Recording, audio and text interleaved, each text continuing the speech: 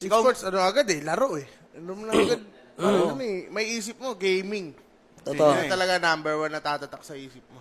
Competitive tournaments yun. May batch kasi pag sinabing esports, for sure, yung mga millennials ngayon, pag sinabing esports, automatic, alam na nila Tournament, tournament, as pro player, di ba? Yun, syempre, naglalaro nga. And meron naman other side na pag sinabing esports, hindi pa sila highly aware kung ano ba talaga totally yung about sa esports, no? Oh, yung iba, alam, ano lang, may mga nagla-livestream. Totoo. Oo, yun nga, yun nga. Streamer. Streamer. Correct.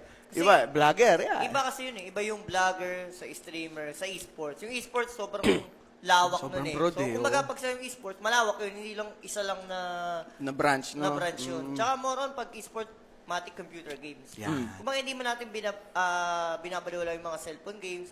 Pero more on kasi yung dati, yung kami nila OWA. Talagang pag sinabi esports, Wala.